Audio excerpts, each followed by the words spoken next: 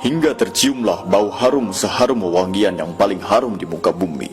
Kemudian nyawa yang telah dikafani itu diangkat ke langit. Setiap melewati sekelompok malaikat di langit, mereka bertanya, "Nyawa siapakah yang amat mulia itu?" "Ini adalah nyawa Fulan bin Fulan," jawab para malaikat yang mengawalnya dengan menyebutkan namanya yang terbaik ketika di dunia.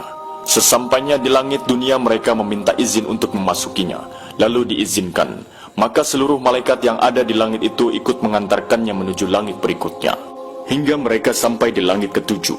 Di sanalah Allah berfirman, "Tulislah nama hambaku ini di dalam kitab Liyin, lalu kembalikanlah ia ke jasadnya di bumi, karena darinya lah aku ciptakan mereka, dan kepadanya lah aku akan kembalikan, serta darinya lah mereka akan kubangkitkan." Lalu nyawanya tersebut dikembalikan ke jasadnya di dunia. Lantas datanglah dua malaikat yang memerintahkannya untuk duduk. Mereka berdua bertanya, "Siapakah Rabbmu?" "Rabbku adalah Allah," jawabnya. Mereka berdua kembali bertanya, "Apakah agamamu?" "Agamaku Islam," sahutnya. Mereka berdua bertanya lagi, "Siapakah orang yang telah diutus untuk kalian?" "Beliau adalah Rasulullah SAW," jawabnya. "Dari mana engkau tahu?" tanya mereka berdua. "Aku membaca Al-Quran lalu aku mengimaninya dan mempercayainya."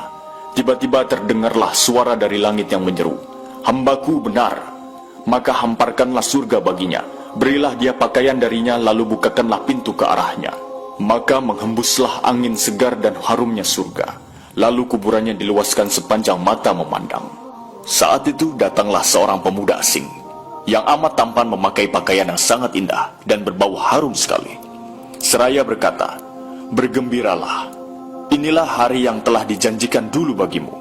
Mukmin tadi bertanya, "Siapakah engkau?" "Wajahmu menandakan kebaikan." "Aku adalah amal salehmu," jawabnya.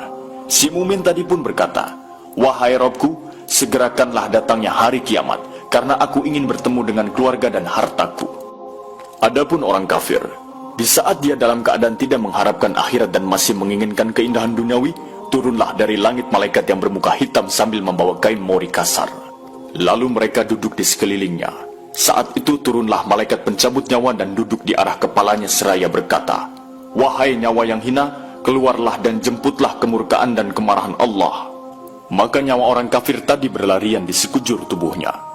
Maka malaikat pencabut nyawa tadi mencabut nyawa tersebut dengan paksa, sebagaimana seseorang yang menarik besi beruji yang menempel di kapas basah. Begitu nyawa tersebut sudah berada di tangan malaikat pencabut nyawa, sekejap mata diambil oleh para malaikat bermuka hitam yang ada di sekelilingnya. Lalu nyawa tadi segera dibungkus dengan kain mori kasar. Tiba-tiba terciumlah bau busuk sebusuk bangkai yang paling busuk di muka bumi.